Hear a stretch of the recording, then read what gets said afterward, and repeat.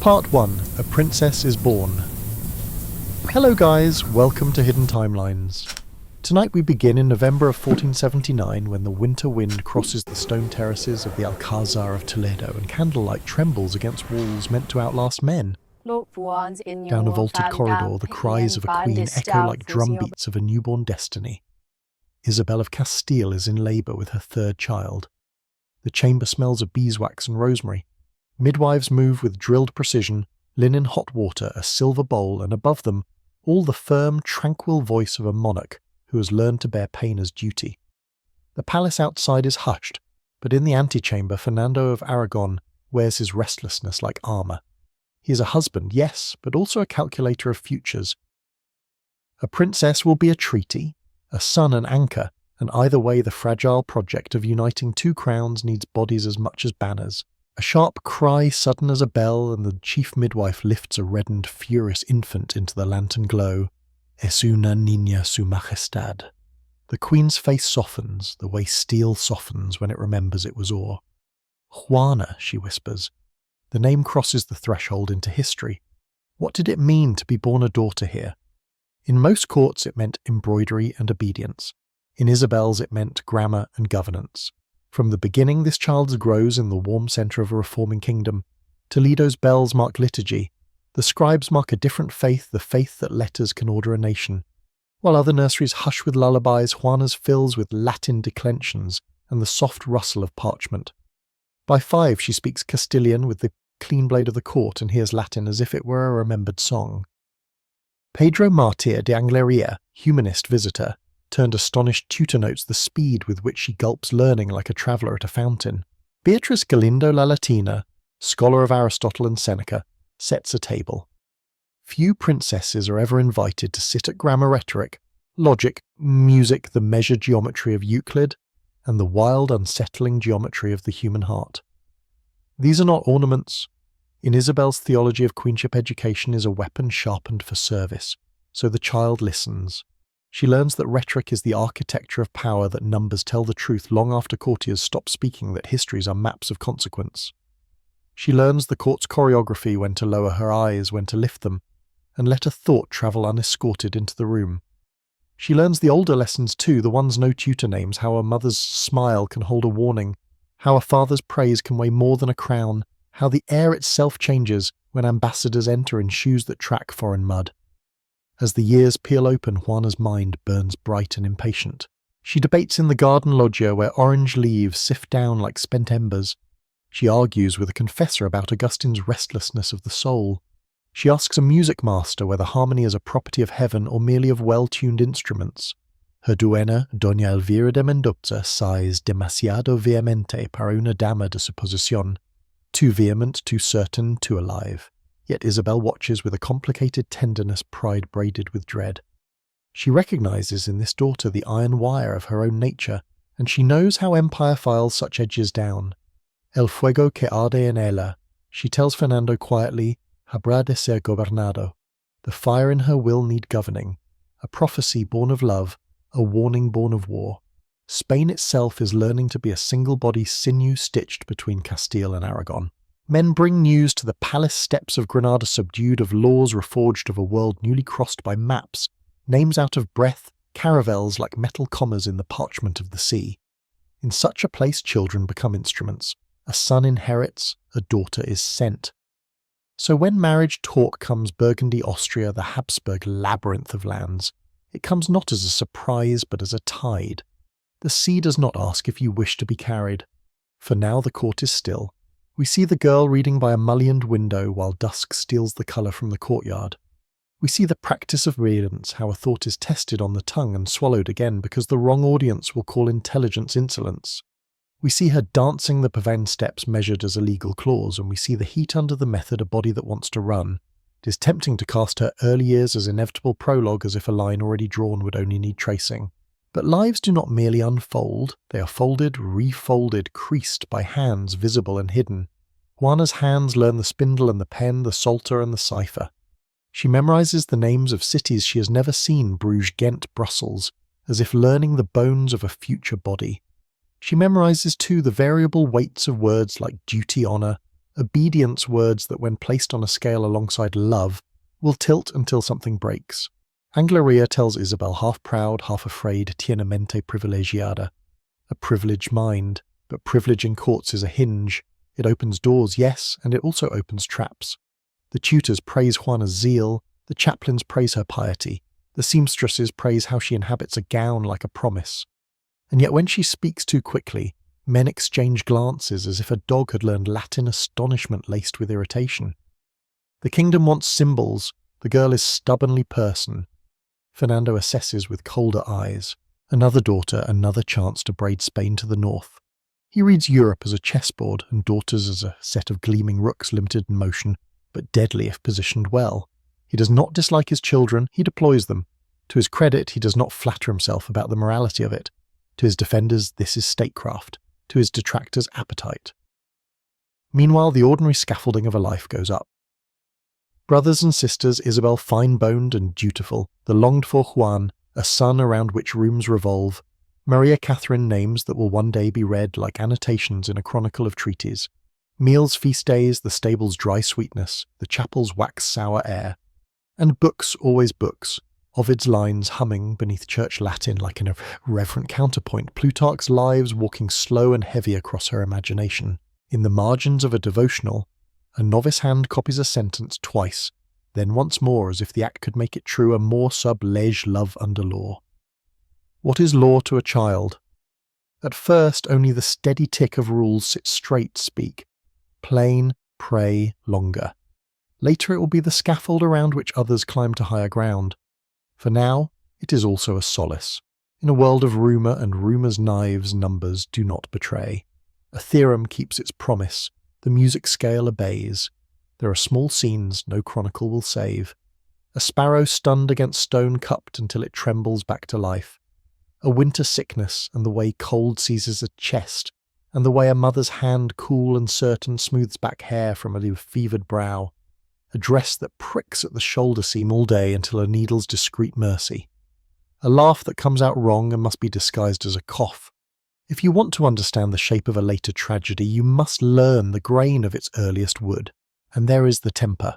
Call it ardour, call it pride, call it the simple refusal to be less alive than one is. When a tutor calls jealousy a vice, she argues that jealousy is a symptom of contracts broken, of respect withdrawn. When a priest praises submission, she asks whether justice submits to anything but truth. The court smiles histrionically at such precocity. The court also takes notes. What begins as admiration often ends as diagnosis, particularly when a woman refuses to lower her flame. It is a rule so old, it has forgotten it is a rule. One night Isabel stands by a lattice where the city's breath comes in, and confides to Fernando that their daughter will be wondrous and difficult, precious and dangerous in a world that reads a woman's passion as pathology. Fernando listens the way men listen when the sea is calm and they are planning voyages, and says the words fathers say about bridals and guidance and husbands who will be firm. Isabel does not argue. She has learned the art of putting her dissent into her prayers. But later, sitting with Juana, she touches the girl's hair and says that strength is a blessing best used in service, and that the most devouring fire is the one you turn on yourself. Juana laughs because she is young and because she thinks warnings are for other lives. History, patient and unsentimental, waits just beyond the gate with a saddle and a map. For now we leave the child at her desk, candle guttering, as dawn begins to silver the tiles, copying the same line again and again in a neat, deliberate hand. Amor sub lege, love under law. One day, law will be used as the instrument to unmake her freedom, and love will be wielded as the evidence of a crime. But that is later. In 1479, in the old stone rooms above the river, a princess is born and taught to think, and for a moment that is enough to feel like safety. There is a sound, then the smallest sound, no more than the brush of linen. It is the sound of a maid drawing back a curtain to let daylight in, and with it the world. Before we continue, leave a like and subscribe, only if it truly feels natural. And now, softly tell me, where are you listening from adolescence arrived for Juana? Not as a quiet unfolding, but as a storm of questions. By the time she reached her teenage years, the little girl who once clutched primers now carried entire arguments in her hands. Servants would find her in the palace garden sitting with a book half closed on her lap, eyes burning not with daydreams but with the force of ideas too large to stay contained. She sparred with her tutors as if they were equals, demanding proofs, pushing back against pat answers. When a cleric explained that women were naturally inclined to silence, Juana asked him to reconcile that with the women in the Gospels who became witnesses when men had fled. The garden walls echoed with her voice low but insistent as she argued about free will, about the justice of God, about whether music carried divine harmony or merely human invention. To her teachers it was dazzling. To her duenna it was troubling. Demasiado vehemente Doña Elvira would mutter, too vehement for a princess. Her mother listened more carefully. Isabel had been trained in the hard school of politics and understood better than anyone that a daughter's virtues could become snares. To be intelligent was dangerous, to be opinionated, perilous, to be passionate, unforgivable, unless it could be carefully directed toward the service of crown and church. Isabel was proud, yes, but wary. She had lived too long in a world where a woman's conviction was easily renamed stubbornness, where her intensity could be twisted into evidence of instability. Fernando, practical as ever, measured his daughter differently. He saw in her not only the makings of a formidable mind, but also a risk to be managed. Princes, he knew, must project authority, princesses obedience. Juana was too quick to display both. When foreign envoys visited, Fernando would watch her eyes flash as conversations touched on law or theology. He worried not that she did not know enough, but that she knew too much, and that one day some man at another court would decide to humiliate her for it. But Juana herself felt no such caution. She argued for the sake of truth, for the exhilaration of it. She read Aristotle and Augustine with the impatience of someone who wanted to wrestle the world into clarity. When a tutor lectured on Stoicism and the virtue of restraint, she countered that passion was not weakness but evidence of life. Her laughter could ring out like a bell, her temper flare like sudden lightning, and neither lasted long enough to be contained. In the court of late 15th century Spain, female voices were expected to harmonize softly in the background. Juana's did not. She was not the only daughter of Isabel and Fernando with learning, but she was the one who pushed her knowledge into conversation, who refused to keep her brilliance veiled. To courtiers this was unnatural, an inversion of the order of things. Yet to those who glimpsed her more closely it was something else, the mark of a spirit unwilling to bow to silence.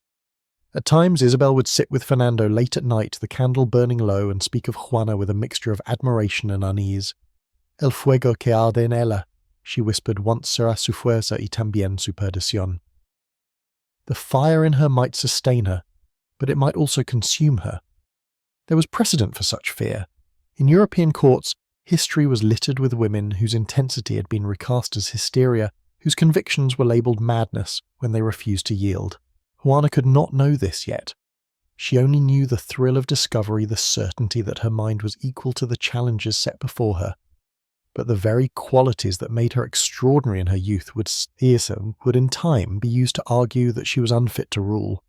For now she was still a princess roaming the cloisters and gardens, her voice rising above the fountains.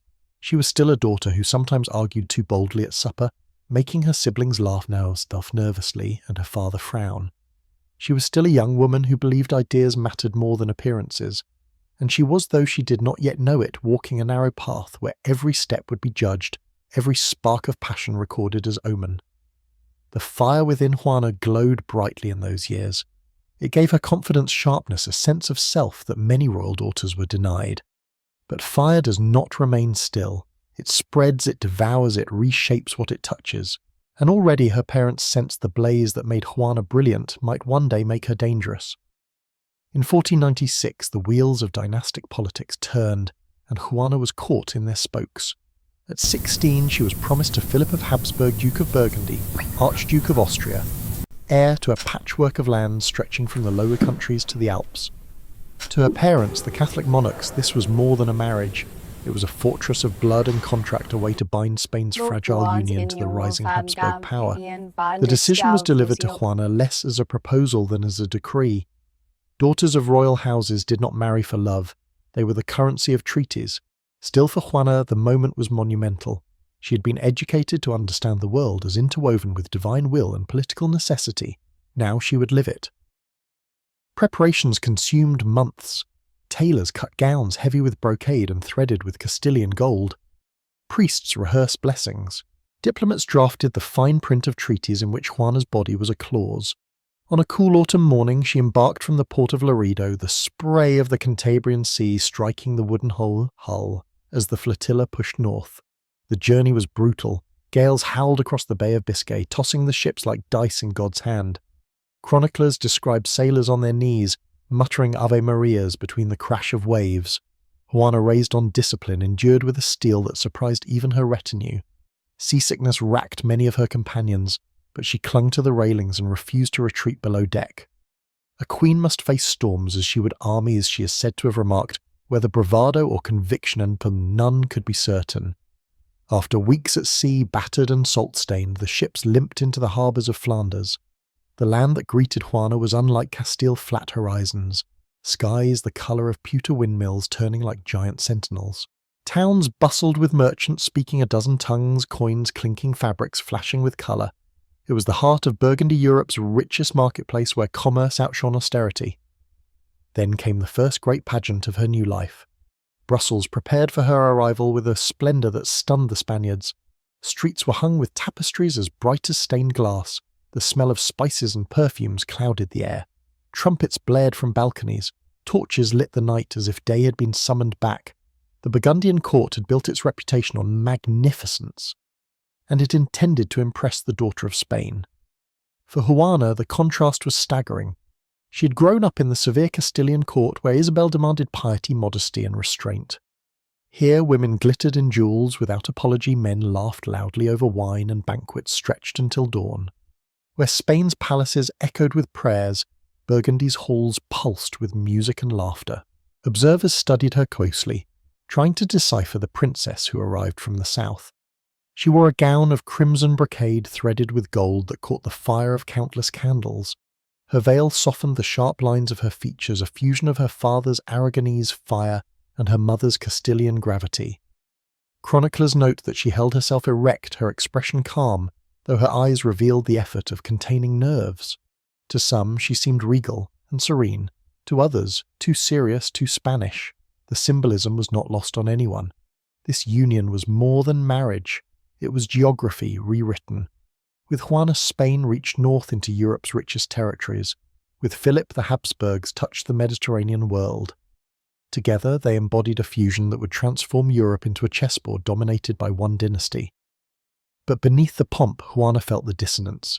The incense here was heavier, the laughter freer, the glances more lingering. She could already sense that she was leaving not only her homeland, but also its moral fabric. Spain had trained her to be devout, restrained, ever mindful of God's gaze. Burgundy welcomed her with wine silk and eyes that lingered too long. The courtiers whispered as she passed. Some admired her composure, others mocked her solemnity. So grave the Spanish princess, one remarked, as if she carried confession in her pockets.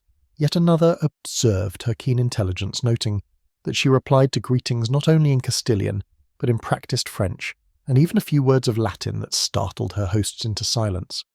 Juana was entering not only a marriage, but a culture war, one that would test every seam of her upbringing. She had crossed an ocean of storms, but the real tempest lay ahead in banquet halls where love was a game and loyalty a fragile thread. The girl who had debated in gardens was now a bride in a world that measured women less by thought than by charm. She was stepping into a court where the brilliance of gold might outshine the strength of faith, where passion was not hidden, but flaunted, and where her fire, if not carefully tended, could blaze into scandal. She had been sent abroad as a princess. She would have to learn quickly whether she could remain herself while also becoming the key to Europe's most dangerous alliance. The great hall of Brussels glowed with the light of 1,000 candles. Tapestries thick with colour hung from vaulted walls. Saints, battles, mythic hunts woven not just for beauty, but to remind visitors that Burgundy was a land where wealth and power were displayed without apology. A hush fell over the crowd as the herald's voice carried across the hall. Su Alteza la Infanta, Doña Juana de Castilla y Aragon. Juana entered with the calm poise drilled into her since childhood. She moved with a deliberate grace, her crimson gown catching the firelight, each step echoing on stone polished by centuries of ceremony. The veil that framed her hair could not soften the intensity of her gaze. To her Spanish attendants she looked every bit the daughter of Isabel the Catholic, reserved, disciplined, queenly. To the Flemish courtiers she seemed almost severe, a figure cut from a sterner cloth than they were accustomed to. At the far end of the hall stood Philip the Archduke of Austria, Duke of Burgundy, and her betrothed. He was everything the rumours had promised, tall, broad-shouldered, golden-haired, with eyes as clear as the northern sky. Courtiers called him Le Beau, the handsome. Handsome not only for his looks, but for the confidence that flowed from him like perfume. When their eyes met across the hall, the air seemed to tighten. Philip stepped forward, smiling with practised charm. In hesitant but serviceable Castilian, he greeted her, Bienvenida, Flandes, mi señora. Espero que vuestro viaje no haya sido demasiado duro. Welcome to Flanders, my lady. I hope the voyage was not too hard. Juana, without missing a beat, replied in elegant French. Tout voyage est son but altesse. Le mien était de vous rencontrer. Every journey has its purpose, your highness. Mine was to meet you. The court stirred in astonishment. A Spanish princess speaking their tongue so fluently, and with the accent of Paris no less. It was both unexpected and impressive. Whispers rippled through the nobles gathered in the hall. Here was not a silent pawn, but a woman of wit and learning.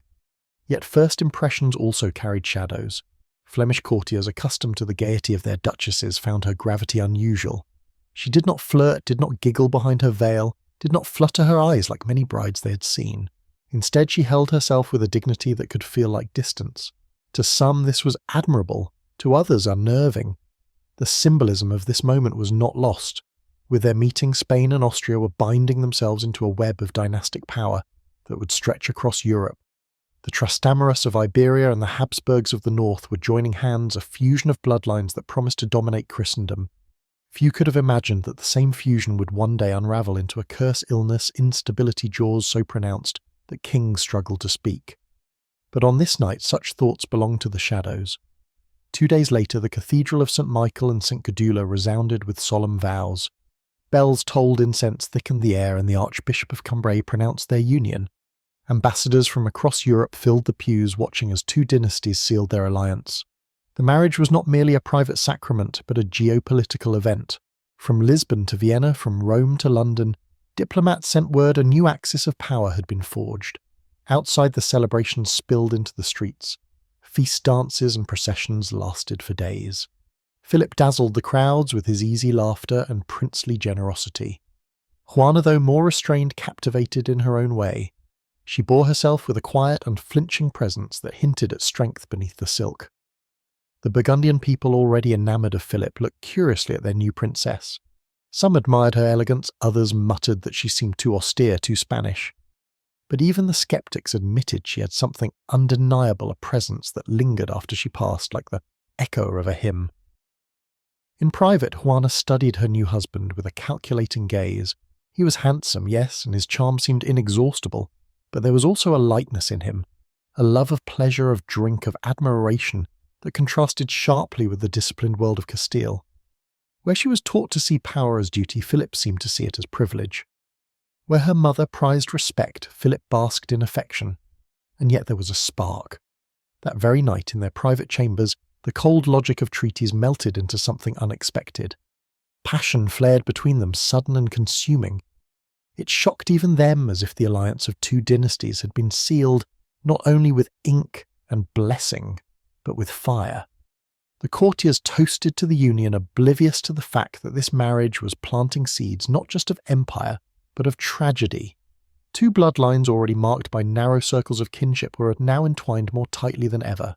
The splendour of the wedding masked what history would reveal, that this was not merely the dawn of Habsburg greatness, but also the beginning of a slow, inevitable decline written in the very marrow of their heirs. That night, as fireworks cracked above Brussels and musicians played into the small hours, Europe looked on with awe. A Spanish infanta and a Burgundian prince had met, and with them began a story of love, betrayal, and dynastic destiny that would shape the continent for centuries. If you enjoyed this moment, leave a comment with the number 1 below, so I know you're still here with me. The marriage of Juana and Philip had been conceived as a cold bargain between kingdoms, a union of treaties rather than of hearts. Yet behind the heavy doors of their chambers, something erupted that startled both of families passion-wild, urgent, consuming. From the very first nights, chroniclers whispered that Philip could scarcely stay away from his new bride. What had begun as a cautious courtesy at their wedding feast dissolved into a fever of desire. The courtiers expected restraint, perhaps even indifference, for royal marriages were seldom romances. Kings and queens were meant to perform duty in the bedchamber as they did at the altar, solemnly, efficiently, for heirs and nothing more. But Juana and Philip defied this convention. It shocked the court. Among European elites, passion in marriage was considered dangerous. Affection was tolerated, yes, but too much attachment could cloud judgment, distract from politics, weaken resolve. A king was supposed to share his bed lightly, his heart even more lightly. Love was for troubadours and poems, not for rulers. Yet here was Philip, the glittering archduke, and Juana, the Spanish princess, behaving not like distant partners in statecraft, but like young lovers intoxicated with each other. For Juana, this passion was both a revelation and a trap. Raised in the stern Castilian court of her mother, she had been taught that marriage was a duty, a cross born for God and kingdom. Love, if it came, was an accident. To discover that her husband desired her with such intensity ignited something within her. She surrendered to it, completely convinced that she had found not only a partner in state, but a companion of the soul. Yet even in those first months a shadow flickered at the edges of her happiness. Juana's mind was sharpened by years of study, her instincts trained in the pragmatism of rulers. She knew how volatile passion could be, how swiftly affection could turn to neglect. As she lay awake beside Philip, his breath warm against her hair, she sometimes thought of her mother's warnings that the fire within her would be her strength and her undoing. Philip, for his part, enjoyed the intoxication but did not weigh it so heavily. To him, Juana was captivating, beautiful in her solemn Spanish way, fascinating in her intelligence. But he was also a prince of Burgundy accustomed to pleasure and indulgence. He loved, but he also drank, laughed and danced with the same appetite. His passion was real yet lighter, more transient, less bound by permanence than Juana's consuming devotion. It was here that the seeds of obsession were sown. Juana, who gave herself entirely, expected the same in return. When Philip's eyes strayed, when his laughter carried too warmly toward another woman, she felt not only jealousy, but betrayal of the deepest order. For her love was indivisible, absolute, exclusive, sacred. For him it was one fire among many, brilliant, but never meant to be eternal flame. The families looked on with mixed emotions. Isabel and Fernando heard reports from Flanders with unease. Their daughter's intensity was already remarked upon by courtiers who whispered of her overwhelming affection for her husband. The Burgundian nobles too murmured that the Spanish princess loved her archduke más de lo conveniente, more than was proper. What seemed at first a blessing soon appeared to them as imbalance, a dangerous excess. But Juana did not care. She had been taught to submit, but passion had taught her something else, the hunger of the heart. In Philip's arms she felt alive, no longer a pawn, but a woman. And yet in that very surrender she became vulnerable to the one thing she feared most, abandonment. Thus love so unexpected in a royal alliance became a double-edged sword. It bound them fiercely, yes, but it also exposed Juana to wounds that politics alone could never have inflicted. The fire that blazed between them lit the halls of Burgundy with whispers, but in its heat the first cracks of tragedy began to show. For passion in a world of treaties and crowns was never merely private. It was power, it was weakness, it was the secret that could one day be used against her. Juana, who had once debated philosophers in palace gardens, now debated with herself. Could she control this fire, or had it already begun to consume her? By the winter of 1497, Juana carried Philip's child beneath her heart, her body heavy with expectation and the knowledge that a new link in the dynastic chain was forming within her. She walked slowly through the draughty corridors of the Palace of Coudenberg, her hands pressed protectively against her swelling belly. Around her the Burgundian courtiers whispered approval. A child meant continuity, and continuity meant stability. Yet even as life quickened inside her, Juana felt another darker truth taking shape. Rumours of Philip's indiscretions reached her long before she saw them with her own eyes. At first she dismissed the gossip. Courts thrive on venom. Malice is their daily bread. But then the whispers grew too precise: names of merchant daughters, details of trysts on streets she did not know, but others did. When her closest lady-in-waiting, Maria de Ulloa, gently suggested that in Flanders a prince's distractions were seen as harmless diversions, Juana's eyes burned. In Castile she replied sharply, "My mother would never have endured such dishonour." The clash was not merely between wife and husband, but between cultures. In the Burgundian court, where revelry was nearly a religion, infidelity was tolerated, even expected. A prince's mistresses were viewed as ornaments to his charisma, proof of virility. Jealousy when expressed by a wife was seen as unbecoming, even foolish. In Spain, however, Isabel and Fernando had modelled something different: partnership discipline, the expectation at least in appearance of marital fidelity. Juana, raised in that stricter climate, saw her husband's betrayals not as peccadillos, but as insults carved into her very flesh. When Philip returned late at night, the scent of wine and perfume clinging to him, she confronted him directly. Her words cut through the silence of their chambers like drawn steel. "Os divertistais, mi señor." Did you enjoy yourself, my lord? Her voice was calm, almost soft, but the fury in her eyes betrayed her restraint. Philip, unaccustomed to being questioned least of all by a wife, stared at her in disbelief. In his world, a consort was to smile to bear heirs, and to look away from what everyone already knew. To be challenged was an insult. His reply was icy. "Sois mi esposa y la madre de mi heredero. Ese es vuestro lugar. You are my wife and the mother of my heir. That is your place." But Juana refused to yield. She straightened her back, one hand resting firmly on her stomach, the other pointing toward him like a verdict. "Soy infanta de Castilla y Aragon antes que vuestra esposa. I am a daughter of kings sovereigns by right, not by marriage. Do not mistake my silence for submission." The servants who overheard fragments of these midnight battles carried the stories down the hallways, and soon the entire court buzzed with scandal. The Spanish princess was too fiery, too jealous, too ungovernable. Her passion, which once seemed proof of her love, now became evidence, at least in the minds of her detractors, of imbalance. Weeks later, in March 1498, Juana gave birth to her first child, a daughter named Eleanor. The infant's cries echoed through the palace, briefly silencing whispers with celebration. Philip beamed with pride, holding the child aloft before his courtiers. Yet for Juana, the moment was complicated triumph laced with fatigue, love laced with suspicion. She had given him an heir, but she had not secured his faithfulness. Reports began to filter back to Spain. The ambassador Juan Manuel wrote in cautious but troubled tones to the Catholic monarchs, "Nuestra infanta doña Juana muestra un amor excesivo hacia su esposo, rayando in lo obsesivo. Sus celos no conocen límites.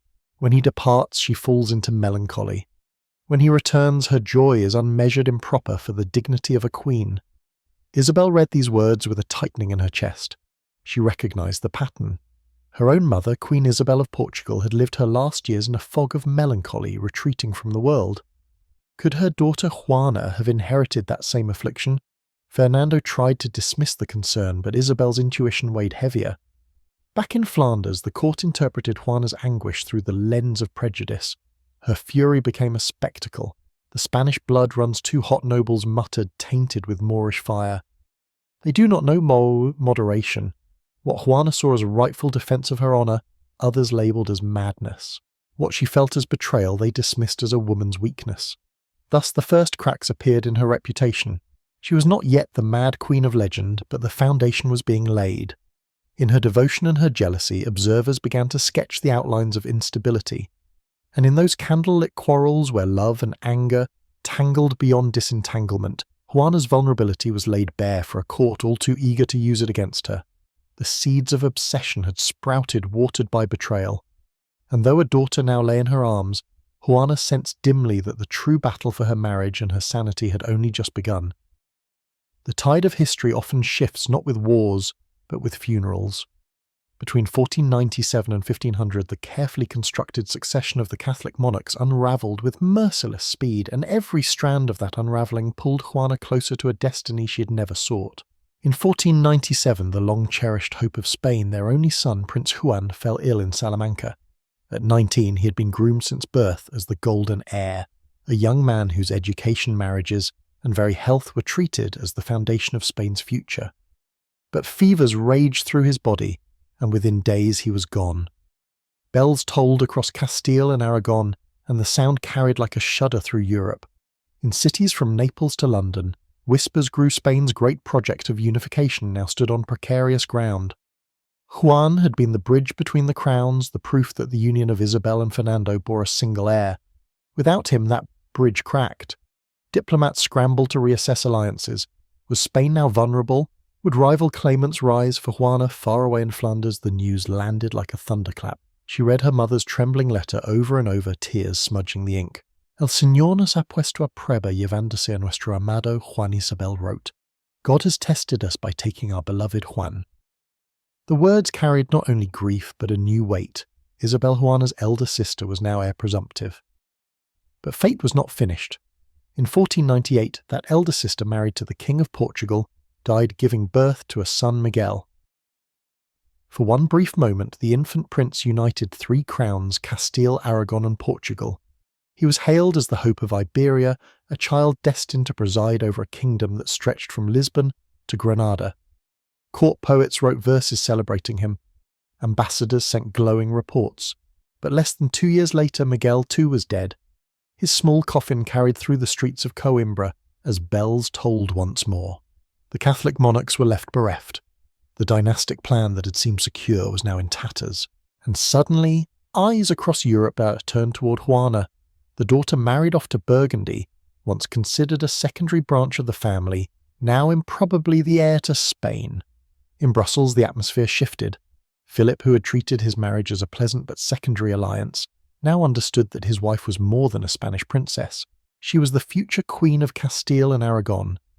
Ambition flickered in his blue eyes, barely concealed by the mask of charm. For him, the marriage had transformed overnight, from convenience into opportunity. Juana by then was heavy with child. In 1500, in the Palace of Ghent, she gave birth to a son, Charles. His arrival was celebrated with cannons and bells, for in his tiny body 2 worlds converged. On his mother's side, Castile and Aragon, with their newly conquered Granada, and their far-reaching ambitions across the Atlantic. On his father's side, Burgundy, Austria, and the sprawling dominions of the Habsburgs. As he wailed, his first cries diplomats whispered that this child might inherit half of Christendom. But for Juana, the moment was not geopolitical. Exhausted from labour, she held the infant close and studied his features. He bore his father's pale skin the hint of a chin, already strong the beginnings of the Habsburg jaw that would one day define his line. She kissed his forehead with a mother's devotion, but her words carried an edge of foreboding. Más tierras significan más enemigos, más responsabilidades. More lands mean more enemies, more responsibilities. In Spain, the news of Charles's birth was greeted with relief, but also unease. He was celebrated as the grandson of Isabel and Fernando, but he was also a child of the north born in foreign lands to a father whose loyalty to Castile was doubtful. Would this boy grow up Spanish or Burgundian? Would he rule in his mother's image or his father's? The sense of destiny closing in was palpable. Isabel and Fernando had built their kingdom with blood prayer and unyielding discipline. Now their fragile design hung on a daughter whose temperament already worried them, and a grandson they had never seen. Juana, once the overlooked Infanta, was suddenly at the centre of Europe's most dangerous game, and as she cradled her newborn son, she could not have foreseen how the same child who represented triumph to the world would one day deepen her captivity, becoming emperor at the cost of his mother's freedom. The dynasty stood in turmoil, and destiny had chosen Juana as its unwilling axis. In the spring of 1500, the city of Ghent celebrated as though the Middle Ages themselves had been reborn in gold. Bells rang from every steeple, guilds unfurled their banners, and cannon fire cracked across the flat Flemish sky. Inside the palace, a child had been born, Charles, son of Joanna of Castile and Philip of Habsburg. His arrival was not just a family event, but a tremor felt across Europe. This infant, wrapped in swaddling cloth and guarded by matrons and priests, represented a convergence of dynasties no map could easily contain. On his father's side lay Austria-Burgundy, Burgundy, and the inheritance of the Habsburgs, with their sprawling territories and ambitions that reached deep into the heart of Europe. On his mother's side lay Castile and Aragon realms, recently united by Isabella and Fernando, fresh from their conquest of Granada, and gazing westward across the Atlantic at a world newly unveiled. The chroniclers called him un niño de destino, a child of destiny. They spoke of him inheriting a realm where the sun would never set an empire that could stretch from the Americas to the Alps, from the Mediterranean to the North Sea. Even in his cradle, his life was already imagined as a map of the future. But destiny is a word heavy with irony, for it seldom considers the toll it exacts. Juana, who cradled her newborn with trembling arms, felt not only the rush of maternal pride, but also the weight of foreboding. She gazed at her son's features, noticing the firmness of his small jaw, the pale cast of his skin details that reminded her both of Philip and of the Habsburg line into which he was born. She kissed him tenderly. Yet the words she murmured were edged with realism. Más tierras significan más enemigos, más cargas. More lands mean more enemies, more burdens. The court, however, would not hear caution. Philip's eyes glimmered with ambition as he presented his son to his nobles, declaring that no prince in Christendom could rival this child's inheritance. The Burgundian courtiers rejoiced, imagining their archduke's blood seated one day on Spain's throne. Meanwhile, across the Pyrenees, Isabel and Fernando received news of the birth with solemn gratitude. Their grief at losing Prince Juan and young Miguel was still fresh, but now their hopes attached themselves to this grandson. Still there lingered unease. He was born far from Castile, raised under Flemish tutelage, a child whose loyalty they could not yet measure. Historians looking back often call Charles the hinge of Europe, a man on whom the continent's fate turned. But in those first weeks he was simply a baby with a cry that pierced the chambers and a future that terrified his mother. Juana saw more clearly than most that the grandeur prophesied for her son would come wrapped in danger. She had lived long enough in courts to know that crowns attract daggers, that expansion breeds enemies, and that every throne is built not only on stone but on the fragile bones of its heirs. Foreshadowing lurked even in his blood. Generations of calculated marriages had begun to concentrate rather than diversify the Habsburg line. Courtiers praised the family's distinguished features, particularly the prominent jaw, unaware or unwilling to admit that the same features signalled a dangerous narrowing of lineage. In Charles's infant profile, one could already trace the outline of the so-called Habsburg jaw that would over centuries become an emblem of decline. Juana, sensitive and watchful, might not have known the language of genetics, but she understood patterns. Her mother had taught her that dynasties rise and fall not only by steel but by flesh. As she nursed her son, she whispered prayers for his strength, not just of body but of soul. For what use was a vast empire to a man unprepared to bear its weight? In the flicker of candlelight, the young mother rocked her infant torn between love and apprehension. Around her, the palace hummed with celebration, the nobles already drafting futures in his name. But Juana, with the fire of her own temperament and the memory of her family's tragedies, felt the chill that lay beneath the triumph. She had given the world a child of destiny, but she also knew destiny seldom comes as a blessing alone.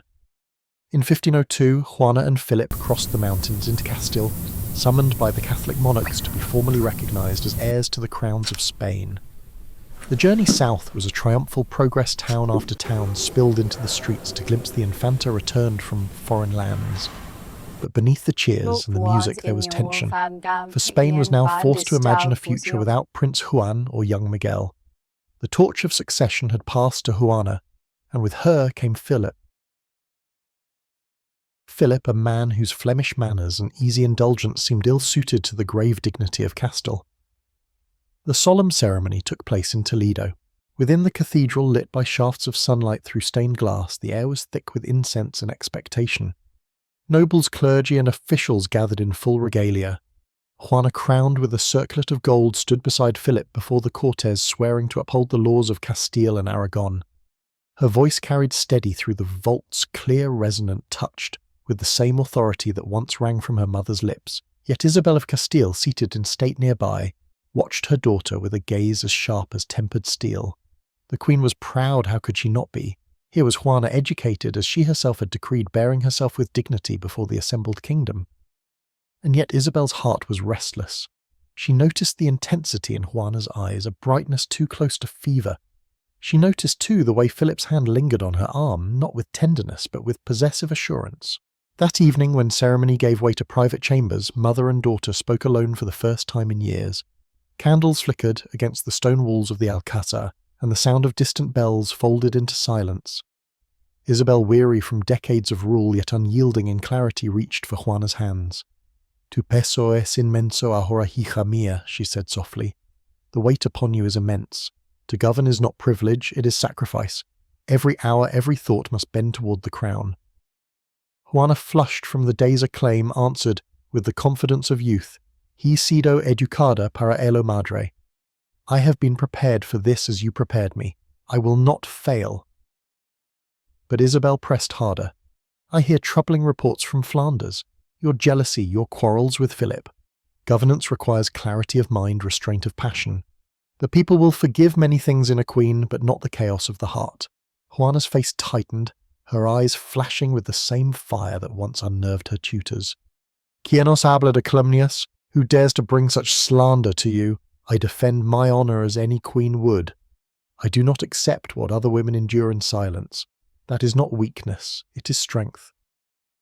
Isabel studied her daughter for a long moment, recognizing her own spirit reflected and refracted. She admired Juana's defiance, yet feared the uses others might make of it. Finally she sighed, the sound heavy with years of rule. "El gobierno exige dominio de las pasiones," she whispered. "Rule requires mastery over passion. Without it, even the strongest will falter." What Juana did not hear, or perhaps refused to hear, was the depth of her mother's foresight. Isabel knew well the perils of a woman's authority in a world eager to diminish it. She had faced them all her life. But Juana's intensity, her unyielding emotions, would not be forgiven as Isabel's firmness had been. Isabel sensed the danger long before it became reality. It was out of this foreboding that she later drafted her testament. In 1504, on her deathbed, Isabel would include a clause that has haunted history, that if Juana no pudiere o no quisiere gobernar, could not or would not govern, Fernando should act as regent until young Charles came of age. A sentence meant as safeguard would become the iron key of Juana's long captivity, but on that night in Toledo, mother and daughter parted with words that hovered between pride and sorrow. Isabel kissed Juana's brow and whispered, "Ruega por fortaleza," pray for strength. For Isabel knew better than anyone crowns were forged not only of gold but of solitude, sacrifice, and the unrelenting discipline of the mind. Juana left her mother's chamber that night radiant from her new honour, yet shadowed by the weight of advice she could not or would not accept. And Isabel, watching her go, feared she had glimpsed the outline of a tragedy that no treaty, no crown, no prayer could prevent. By late 1504, the woman who had forged Spain itself lay dying in Medina del Campo. Isabel of Castile, who had united crowns, expelled kingdoms, and sent caravels across the edge of the known world, now occupied a narrow bed in the castle of La Meta. Her body, once animated by unyielding will, was frail. Her voice, once a weapon sharper than any sword, trembled with each word.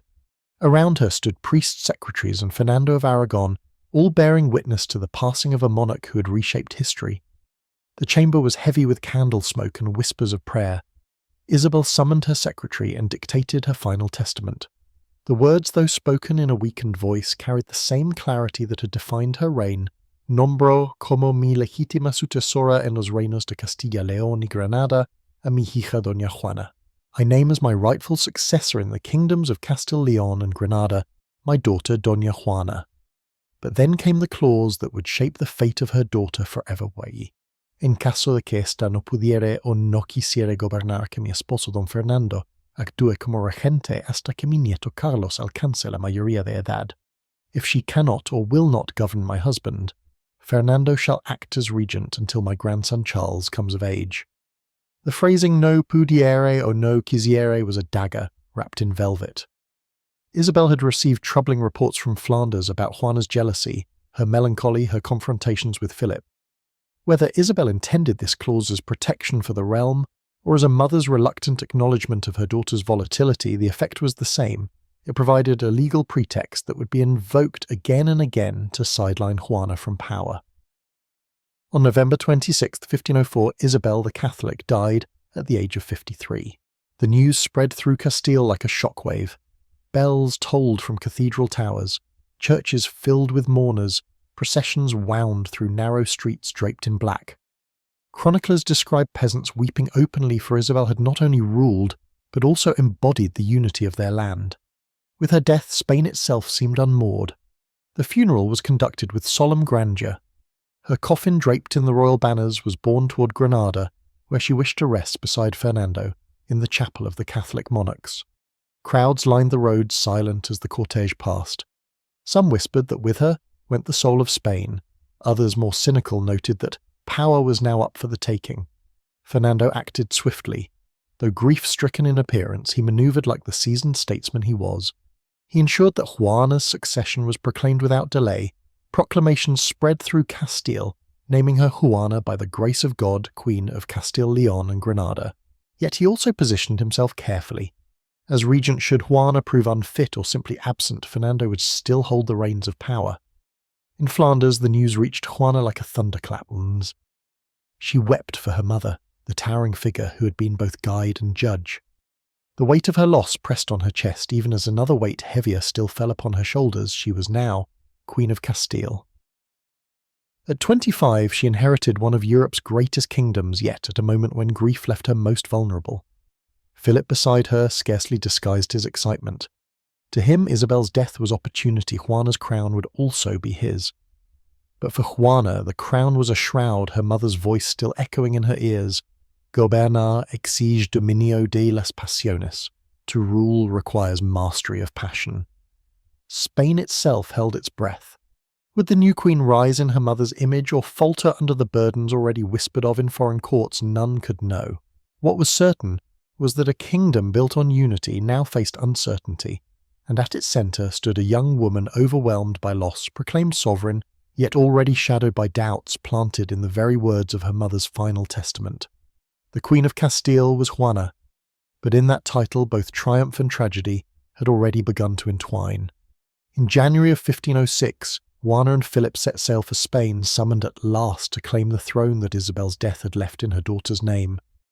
The winter seas, however, were merciless. Winds howled across the Channel waves, struck the ships like hammers, and the fleet scattered in terror of sinking. Chroniclers recall that sailors knelt on the decks praying to saints they had not invoked in years, while nobles clutched reliquaries as if the sea could be bribed. Juana, heavily cloaked and pale from nausea, refused to take shelter below deck. She stood at the rail, gripping the wood until her knuckles blanched. If we are to drown, she is said to have whispered to her ladies, I will see the face of God in the open air, not in darkness. For her storms were not only tempests of nature, but metaphors for life itself, violent, unavoidable, endured with eyes unflinching. The storm broke the fleet apart. Philip and Juana's vessel, battered and nearly lost, ran aground on the southern coast of England. The ship's timbers groaned as it struck shingle and sandmast, splintering in the gale. When the passengers stumbled ashore, soaked and trembling, they found themselves unexpected guests in the realm of Henry VII. England, cautious and pragmatic under its Tudor king, received them with a mixture of courtesy and calculation. Henry, ever the negotiator, welcomed Philip and Juana to Windsor, offering shelter and splendid banquets. The court chroniclers note the contrast between Juana's solemn demeanour and Philip's restless energy. She moved through the English halls like a queen still heavy with mourning. He laughed too loudly, eager to charm, already calculating what advantage might be wrested from their predicament. Henry VII, shrewd as any merchant, recognised opportunity. With Spain's succession unsettled, with Philip eager to assert himself over his wife's inheritance, and with Ferdinand of Aragon manoeuvring from the south, England suddenly found itself at the centre of European intrigue. Courtiers watched the foreign couple closely. Juana was praised for her dignity, though whispers about her intensity followed her even here. Philip, meanwhile, found himself admired for his looks but distrusted for his ambition. Behind closed doors, negotiations began. Philip signed a treaty with England to strengthen trade and secure Henry's favour, doing so without consulting Juana. It was a dangerous precedent, for in Castile the crown was hers by right, not his. Yet to the English king the matter seemed obvious. Philip was the one who spoke with confidence, who bargained like a ruler. Juana, though acknowledged as queen, was already being written out of her own story. The enforced stay in England also deepened the fault lines between husband and wife. Juana, grieving still for her mother and anxious for Spain's reception, grew resentful of Philip's easy laughter and his eagerness to treat diplomacy as a game. He in turn found her solemnity inconvenient, her passion excessive, her insistence on dignity a weight dragging against his momentum. The storm that had driven them to English shores had not ended. It merely shifted from sea to marriage. When at last the winds calmed and a new fleet was assembled, Philip and Juana sailed for Spain, but they did so changed. The English interlude had revealed much Philip's hunger for independent authority, Juana's growing isolation in matters of state, and the precariousness of a throne contested between a foreign consort and an Aragonese father. Fernando of Aragon, hearing of Philip's treaty with Henry, bristled. To him it was proof that his son-in-law sought to wield the crown of Castile as if it were his own, reducing Juana to a cipher. The tension between the two men sharpened, and Juana, queen by blood, wife by law, stood caught between father and husband, between the Spain she had inherited and the foreign court she had married into. The voyage that began with storms at sea ended with storms of politics and family. Spain awaited her sovereigns, but it would not welcome them with harmony. From the moment their ship touched Iberian soil, Juana's authority would be contested, her mind questioned and her marriage tested by ambition greater than love. The waves had spared her life, but they had also carried her into the centre of a tempest from which there would be no safe harbour. When Philip and Juana finally disembarked in Spain in the spring of 1506, the welcome was not the triumphant coronation procession they had imagined.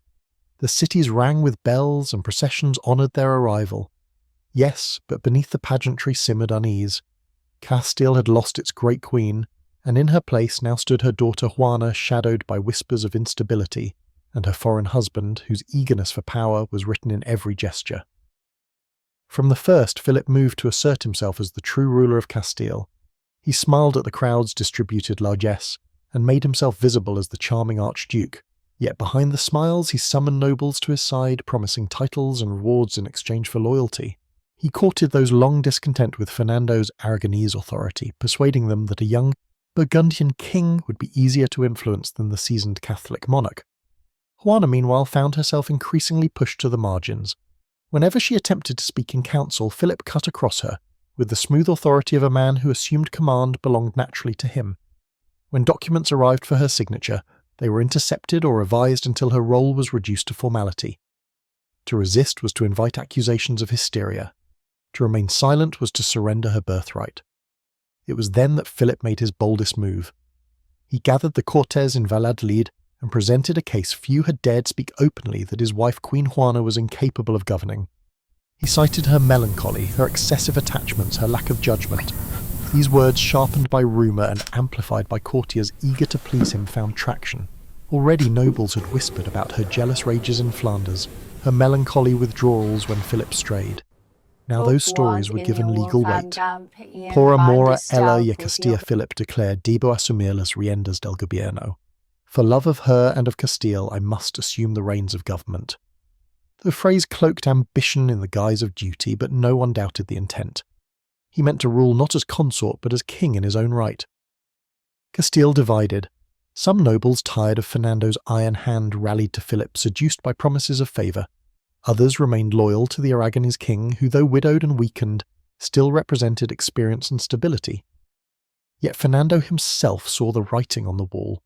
To challenge Philip too fiercely would be to plunge Castile into civil war, the very outcome Isabella dreaded. Before retreating to Aragon, Fernando sought a private audience with his daughter. He found Juana weary, her eyes dark from sleepless nights, her words sharp with anger and despair. "Te están robando tu herencia," he warned. "They are stealing your inheritance. Tu esposo conspira con los grandes para usurpar tu trono." Juana's reply was bitter, lucid, and devastating. "Y no es eso lo que vos también deseáis, padre. You too wish to rule in my name. You say it is for my good, but in truth it is for your power." Fernando held her gaze in silence. He had spent his life navigating the treacherous currents of politics, yet his daughter's words pierced him. She was right, both he and Philip sought to control her throne. Both claimed it was for the kingdom, for her protection, but both were driven by ambition. Soon after, Fernando withdrew to his Aragonese domains, leaving Castile in Philip's hands. Official proclamations began to circulate describing Juana as incapaz de gobernar, incapable of ruling. The ink of bureaucracy fixed what had once been rumour into the permanence of law. Juana, daughter of Isabel, rightful Queen of Castile, was still queen in name, but in practice she was being erased. Philip's ambition had triumphed, at least for the moment. Yet in his haste to seize power, he had unleashed a perilous precedent that a queen's passion could be twisted into madness, her authority into absence. It was a weapon first wielded by her husband, but soon others would find it too useful to abandon. The throne of Castile had gained a king, but at the cost of silencing its queen. And Juana, stripped of voice yet crowned in title, stood on the edge of a darkness from which she would never fully emerge. The summer of 1506 in Burgos was suffocating the air, heavy with dust and heat. Within the palace of the constable, unease already rippled through the court. Philip had been in high spirits only days before, playing at pelota, laughing with courtiers, drinking deeply of cold water brought from a nearby spring. But soon after he collapsed with fever. Physicians swarmed his chamber, bleeding him, dosing him with syrups of herbs and vinegar, but their remedies only worsened his decline. At 28, the man called El Hermoso, the Handsome, suddenly lay dying. Juana did not leave his side. She sat for hours, clutching his hand as the fever consumed him, whispering prayers, imploring saints, and at times demanding he open his eyes. To courtiers, her vigil looked desperate, even unhinged, but to her it was the final act of a love that had been both ecstasy and torment. "No puedes dirame," she murmured. "You cannot leave me. Te lo prohibo. I forbid you." On the night of September 25th, Philip breathed his last. A stunned silence fell over the court. Nobles who had pledged themselves to his authority stood dumbstruck, uncertain where to cast their allegiance now. For Juana, the world simply stopped. Her grief was not quiet or courtly. It was raw, obsessive, all-consuming. She refused to let the body be taken from her sight. She ordered embalmers to preserve him, demanded his coffin be kept close, and sat for hours beside it, speaking to him as if he might answer. Whispers spread quickly. Courtiers muttered that the queen had lost her reason, that her passion had curdled into madness. Foreign ambassadors reported home tales of a queen so crazed with jealousy that she refused to bury her husband, fearing even nuns might steal his corpse. Each retelling embroidered the legend, Juana locking herself in with the coffin, caressing its wooden lid, raging if anyone came too near. Yet behind the gossip lay a woman devastated, abandoned by politics as much as by love. Philip had humiliated her with mistresses and sidelined her as sovereign, yet Juana clung to him with the desperation of one who had invested her entire being in a bond that defined her life. To modern eyes, her behaviour speaks not only of mental instability, but also of trauma and emotional intensity shaped by years of betrayal, loss and isolation. Her grief became spectacle, and spectacle became evidence of unfitness. Then began the procession. Juana ordered that Philip's coffin be carried south to Granada, where he had wished to rest, but she decreed it must move only at night. By torchlight, the cortege wound through Castile, shadowy and spectral. At every stop, rumours multiplied. Villagers whispered of a queen who wandered at midnight, checking that no woman dared approach the coffin. Chroniclers claimed she accused even holy sisters of desiring her husband in death. For months, this nocturnal procession drifted across Spain, a macabre parade that fed the legend of Juana la Loca. To some, it was proof of insanity. To others, the image of a woman consumed by grief beyond measure. But whatever the interpretation, one fact was clear: Juana's authority as queen was crumbling, while her image as a widow haunted by obsession was being fixed in history. As the coffin creaked along starlit roads and church bells tolled in towns it passed, Castile itself seemed bewitched, caught between pity and dread. The queen had lost her king, and in that loss she was losing her crown. When news of Philip's sudden death reached Fernando, in Aragon, the widower king moved swiftly. Returning to Castile with a practised air of paternal concern, he offered Juana words of comfort wrapped in chains. "Descansa, hija mía," he told her with a tenderness that masked calculation. "You have suffered too much. Let me carry the burden of government while you recover." Thus began Juana's long captivity. In 1509 she was brought to the royal palace at Tordesillas, a sprawling but austere fortress rising above the Duero River. What Fernando called a refuge quickly revealed itself to be a prison.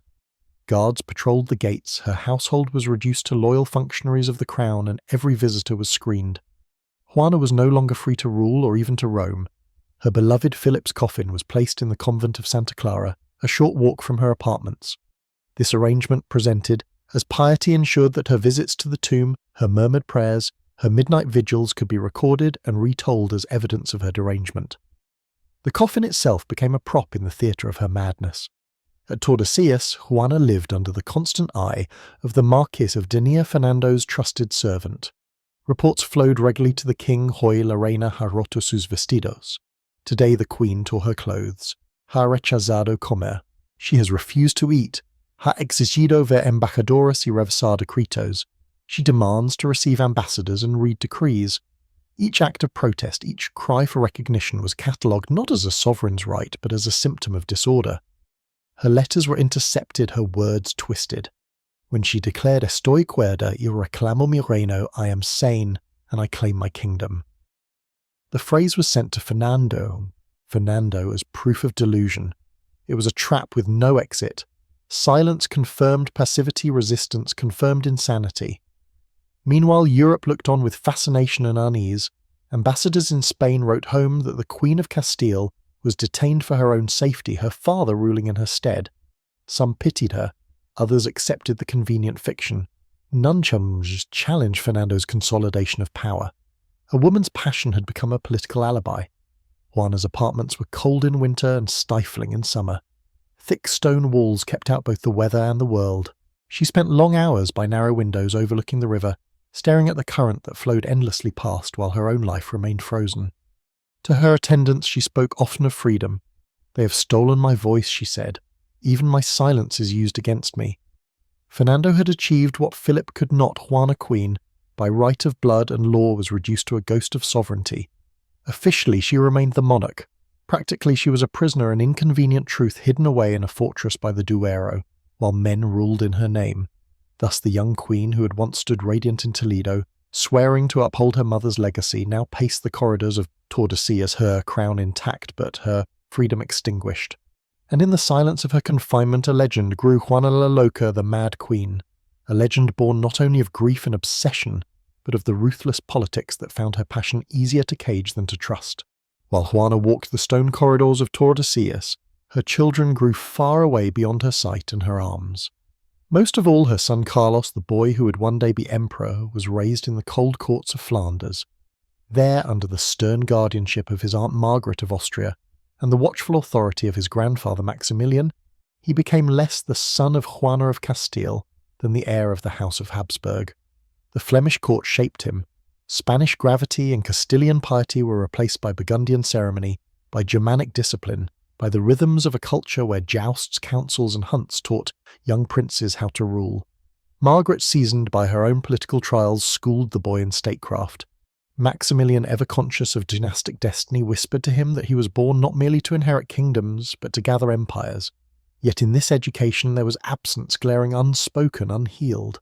Carlos had no mother to soothe his nights, no queen to tell him of Castile's dust and Aragon's sun. His childhood was draped in brocade and crowned with expectation, but it lacked the warmth of Juana's presence.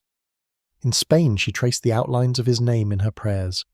In Flanders he was told stories of her instability. By the time he was old enough to remember, madness had become the explanation for her absence. Even his body bore signs of the dynasty that had claimed him. Chroniclers remarked on the boy's jaw, already prominent, the lower lip, heavy, the teeth ill-fitting. What his tutors called señal de nobleza, a mark of nobility, would to future generations be recognized as the Habsburg jaw, evidence of a bloodline folded too tightly upon itself. In Carlos both the promise of empire and the warning of decline were written on his face. Meanwhile Juana languished in Tordesillas, her isolation now complete.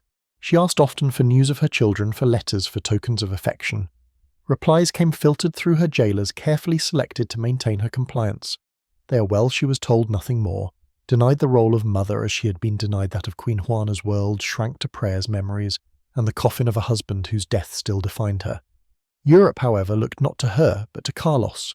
To ambassadors and nobles he was already Austrian. First Spanish, second, a prince shaped by the values of the north, less Castilian monarch than continental emperor in waiting. And so as his star rose in the courts of Burgundy and Vienna, his mother's light dimmed further in the fortress by the Duero. The story of Juana and Carlos was from the beginning a story of distance, physical, cultural and political. A mother silenced in Spain, a son moulded in Flanders. She carried his memory like a flame, he carried her name like a burden.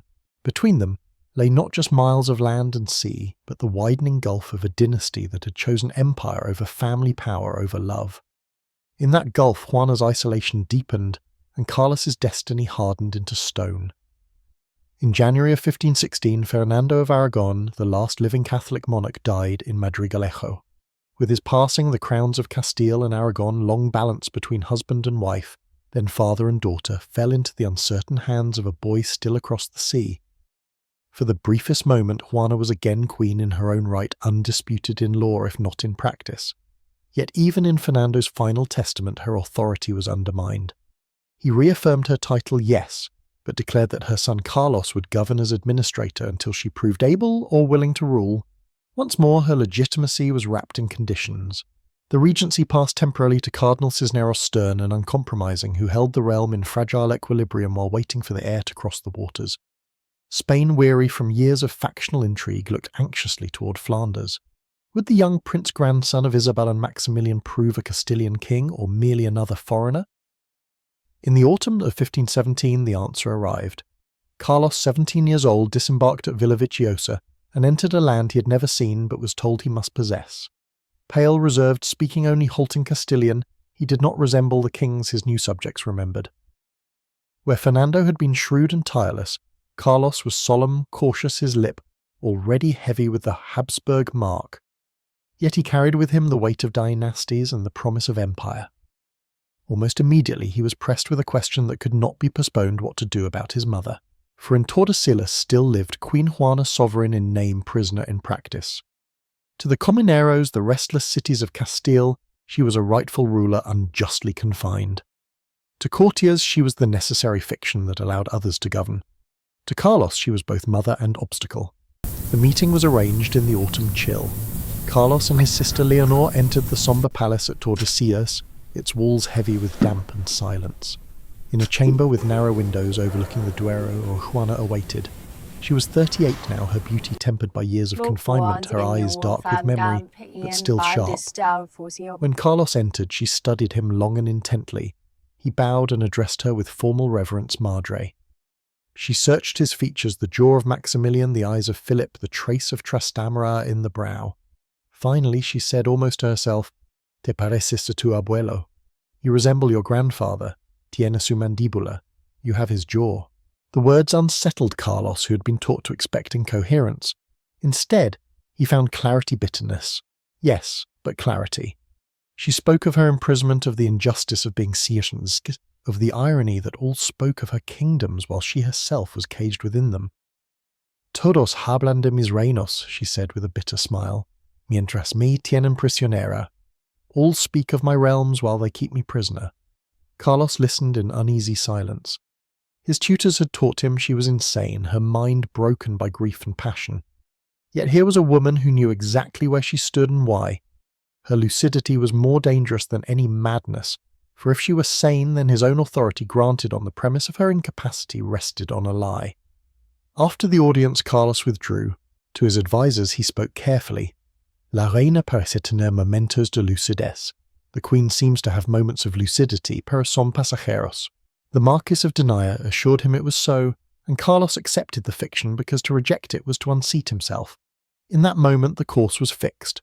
Carlos would preserve the legend of his mother's madness, not out of cruelty but out of necessity. To acknowledge her reason was to imperil his crown. Thus Juana remained chained not by iron, but by narrative, her very sanity redefined as instability, her truth buried beneath the weight of empire. And Carlos, heir to half the world, began his reign with a silence, the silence of a son who left his mother in prison so that he might rule unchallenged. By 1520, Castile was restless. The young King Carlos had returned to Flanders for his coronation as emperor, surrounding himself with foreign advisers who siphoned wealth and power from the kingdom. Taxes rose, privileges were trampled, and discontent rippled through the cities. Out of this anger emerged the comuneros, citizens, nobles and clergy united by outrage at a monarch who seemed more emperor of Germany than king of Castile. In their search for legitimacy, the rebels found a powerful name, Joanna. Though imprisoned for years in Tordesillas, she remained the rightful queen of Castile. To rally the people under her banner was to cloak rebellion in legality. They declared that they did not rebel against the crown, but against usurpation, that they acted in the name of Queen Juana abandoned and silenced. In August, the comuneros marched on Tordesillas. The palace gates, usually so heavily guarded, fell before them. For the first time in over a decade, Juana saw not her jailers, but citizens of her own realm kneeling before her. Chroniclers describe the moment with awe. She received them with dignity, listening intently, as they poured out grievances against corruption, foreign influence, and the betrayal of Castilian liberties. To their astonishment, Juana responded not with incoherence, but with lucidity. She expressed sorrow at the burdens of her people, recognized their complaints, and even showed an understanding of the broader struggle between her son's imperial ambitions and the needs of Spain. "Sufro con mi reino," she said quietly. "I suffer with my kingdom." For weeks the comuneros believed they had found their sovereign. They installed their council in Tordesillas and issued proclamations in her name, Juana y Carlos Reyes de Castilla. The shift was subtle but revolutionary, her name first, his second. It was a reversal of the order that had long consigned her to shadow. But when the decisive moment came, the queen faltered. The rebels begged her to sign decrees that would strip power from Carlos's regents and transfer it to their junta. They argued that with her signature all Castile would rally and their cause would become law. Juana, however, withheld her hand. Why historians still debate. Some say she feared civil war, unwilling to pit mother against son even in ink. Others argue that decades of manipulation had eroded her confidence, leaving her paralysed at the threshold of action. Still others see in her hesitation a tragic prudence. She recognised that the Comuneros, however righteous, could not withstand the imperial machine her son commanded. Whatever the reason, her refusal drained the revolt of its legitimacy. The Comuneros had carried her into the sunlight, but without her seal, their movement remained fragile. When royalist forces retook Tordesillas in December, Juana was once more confined, the Marquis of Denaya reinstated at her side. To explain away her brief engagement with the rebels' officials, returned to the old refrain the queen was loca, incapable of ruling, easily manipulated by traitors. Yet those who had seen her at Tordesillas told a different story. Juan de Padilla, one of the rebel leaders, wrote: Su Alteza nos recibió con gran dignidad. En ningún momento mostró señales de locura. Her Highness received us with great dignity. At no moment did she show signs of madness. The tragedy lay not in her silence, but in her clarity. She understood too well the cost of choosing sides, and so she chose neither. And in that hesitation, the chance for Castile to rally under her name slipped away as fleeting as freedom itself. The spring of 1521 ended in blood. At Villalar, the Comuneros' army was crushed. Juan de Padilla and other leaders were executed in the rain, their bodies displayed as warnings to all who dared challenge imperial authority. With the revolt extinguished, Castile returned to silence, and with it Juana was thrust back into the shadows. The queen, who had briefly stepped into the light at Tordesillas, was once again locked away. The Marquis of Dena resumed control of her person, her correspondence, her very breath. Guards returned to their posts, her household shrank to a handful of attendants chosen not for loyalty to her but for loyalty to her jailers. If the Comuneros had invoked her as a sovereign, now the court recast her as a phantom alive, crowned but politically dead. Reports of her madness multiplied. Denier wrote frequently to Charles, assuring him that his mother remained disturbed, incapable, melancholic. Whenever she protested her confinement, this was logged as paranoia. Whenever she demanded to see letters or sign decrees, this was described as agitation. If she wept, it was a symptom. If she laughed, it was hysteria. Each human reaction became another brick in the edifice of her supposed insanity. And yet fragments of another Juana flicker in the records. A guard once confessed that she spoke with piercing clarity about the affairs of state. A visiting friar reported that she prayed for her children by name, recalling details of their upbringing in Flanders that only a lucid mind could keep. Secret letters, when she managed to dictate them, declared with aching precision, "Estoy cuerda y quiero gobernar." I am sane and I wish to govern. But these words, if discovered, never reached their intended readers. They were confiscated, catalogued, and sent as proof of her delusions, for what, after all, could be more absurd than a queen in chains insisting she was sane? Her truth was inverted into evidence of madness. The cycle was self-perpetuating, a perfect cage. The state needed her to be incapacitated. So every act that showed reason was silenced, and every act that showed despair was exaggerated. Her suffering became utility, her grief became politics. Meanwhile, Europe grew accustomed to the fiction. To ambassadors in Valladolid and Brussels, she was no longer Juana the Queen, but Juana la Loca, a convenient ghost whose crown her son could wear without dispute. Few questioned the arrangement, for it suited all who benefited from her silence. Inside Tordesillas, the seasons blurred. Winters brought damp cold into her chambers. Summers filled them with stale heat. Juana aged, but time outside her walls did not matter. Her children became adults she would scarcely know. Her son became emperor of a realm where the sun never set. And she still, Queen of Castile by law, was reduced to an absence, a story told in whispers, her real voice smothered beneath the weight of necessity. Thus the queen returned to darkness, not because she lacked reason, but because reason itself was too dangerous to be acknowledged. In 1526, Seville glittered with celebration. Carlos, now emperor of half the known world, took as his bride Isabel of Portugal, his own first cousin, daughter of Manuel of and Maria of Aragon, Juana's sister. The marriage, hailed as a triumph of Iberian unity, was also another link in the tightening chain of Habsburg consanguinity. The wedding was lavish. Chroniclers describe the city streets festooned with silks, fountains running with wine, and bullfights staged in the plazas. Yet behind the spectacle lay a colder calculation dynastic security. By wedding within the family, Carlos ensured that Spain and Portugal remained bound together by blood. But that same blood, already thickened by generations of intermarriage, began to show its strain. For the Habsburgs, this was not anomaly but policy. Their maxim was famous across Europe: belligerant alii tu felix Austria nube, let others wage war. You happy, Austria, marry. Again and again they chose cousins over strangers, nieces over foreign princesses. Where other dynasties sought alliances through distance, the Habsburgs sought power through closeness.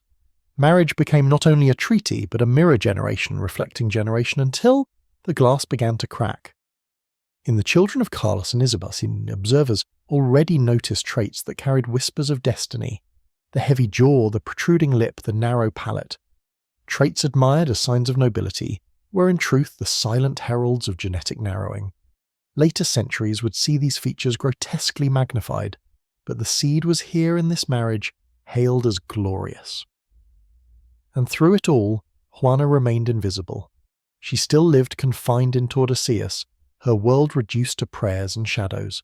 Few in Seville's radiant streets thought of her as garlands were hung and trumpets sounded. Yet in truth she was everywhere in the blood of Carlos, in the veins of Isabel, in the mingling of Trastamara and Habsburg that defined the new empire. She was absent in life, omnipresent in lineage. Europe celebrated a union.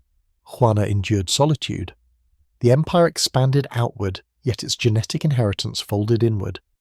Each cousin marriage tied thrones more tightly together, but also tightened the noose on future generations.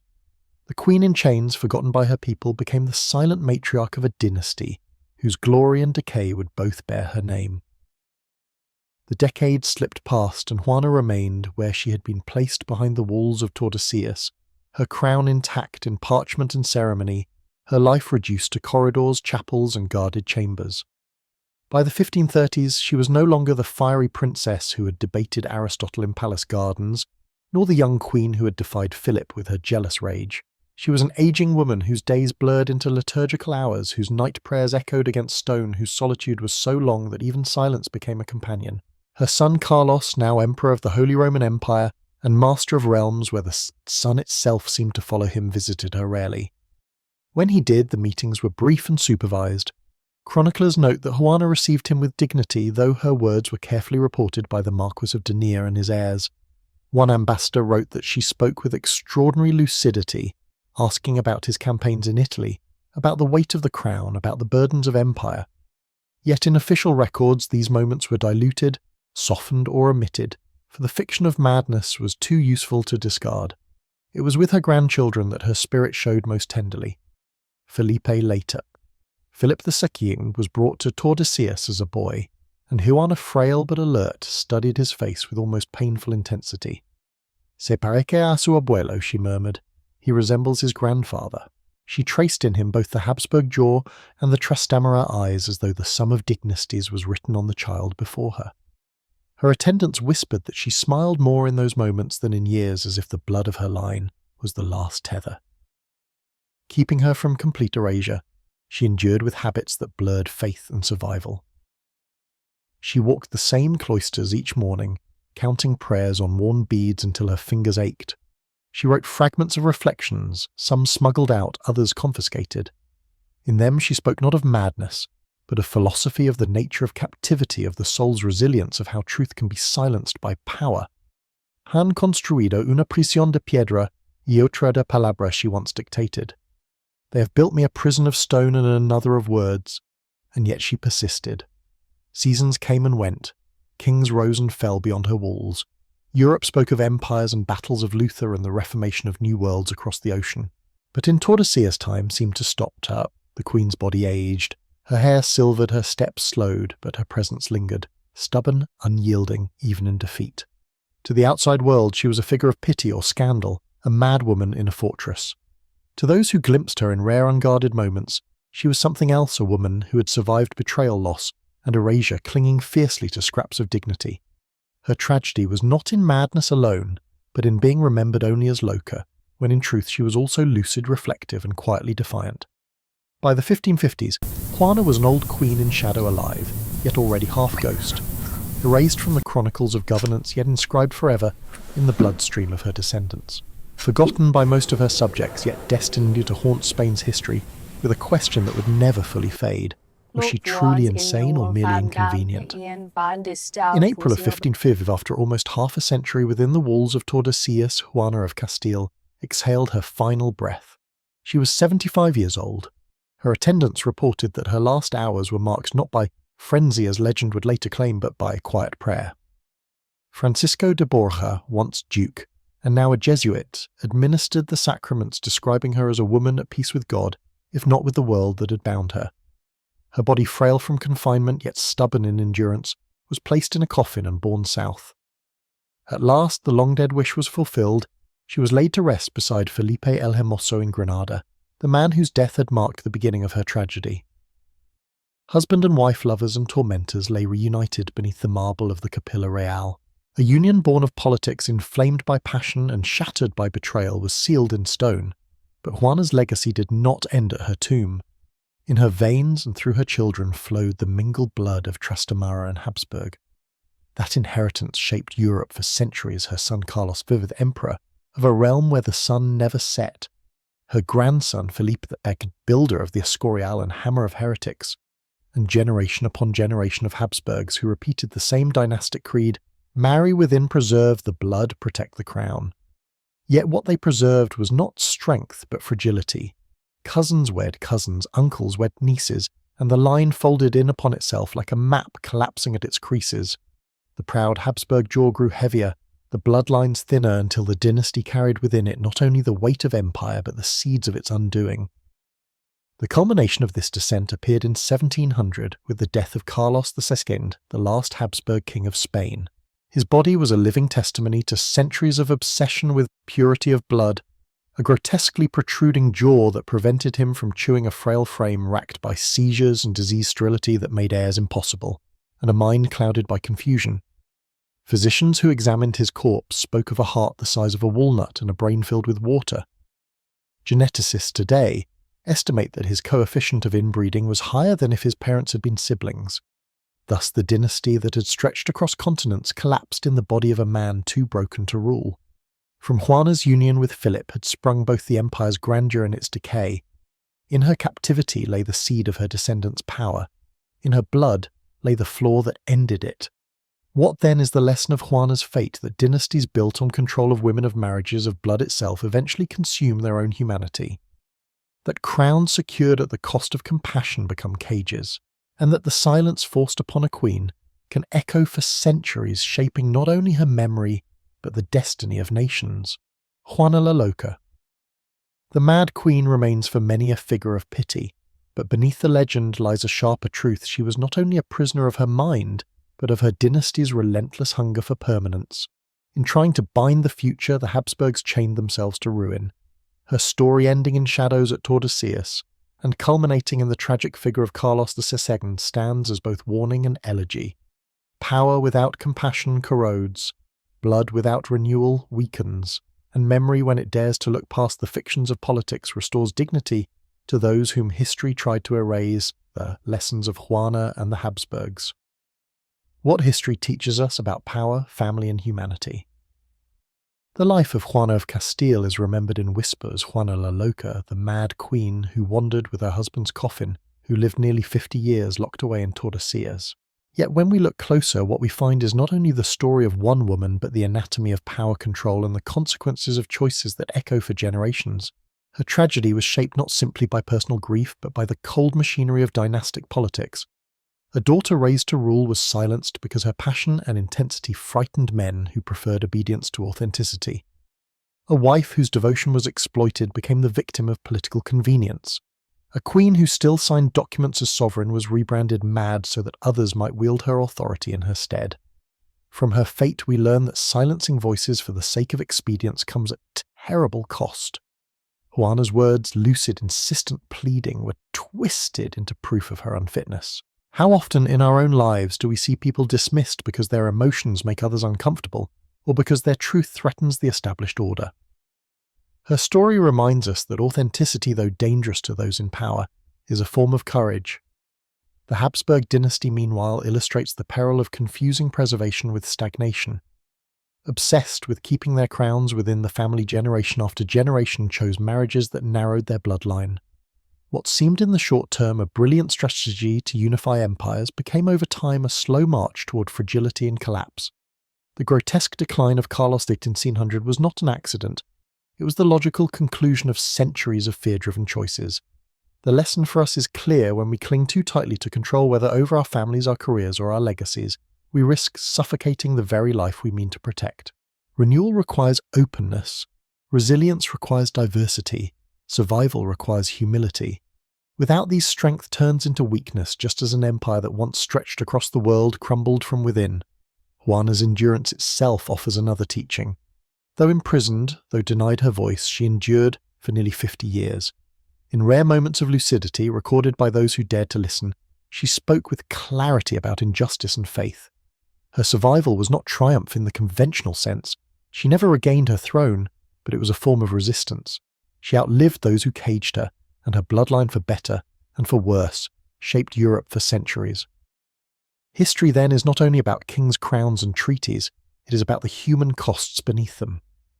The mothers silence the children raised in absence, the individuals whose lives are bent to fit political convenience.